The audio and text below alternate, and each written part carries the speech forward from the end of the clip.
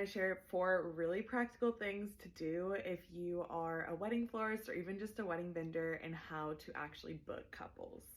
This is a follow-up from yesterday's video where we talked about how much I make as a wedding florist, and y'all just had lots of questions about how I actually book brides, which I was actually really confused on when I first started. So I'm gonna give you 4 things, I have them right here on my laptop, that I did that I feel like really helped in the beginning to actually book couples. Also, this is giving me a great distraction of things to do while I sit and wait for my baby to come.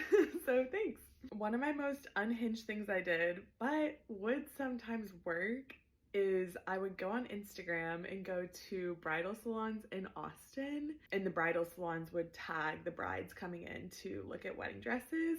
And then I would go and I would DM the bride and be like, hey, if you need a florist, would love to talk. Would send her my inquiry page. I did get 1 or 2 brides from that. Second thing I did was get on all the free platforms, whether that they were wedding related or not.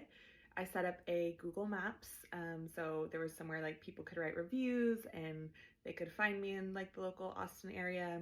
And then also I did Zola.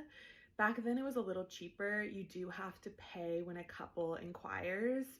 I did get a few weddings that way, so for me it was worth it.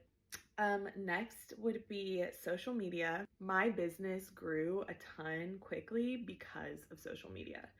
And let me just say, I was real cringy in the beginning.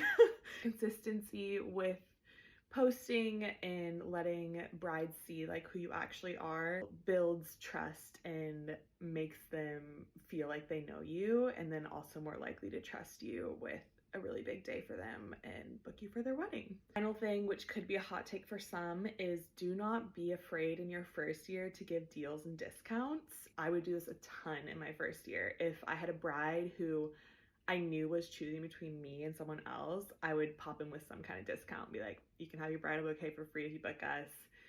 And they would usually book. In my first year, I was dealing more with girls who were looking for more budget flowers. And so they would book me if I gave them a deal, and then I would get to do that wedding, get to have more in my portfolio, and still make a profit.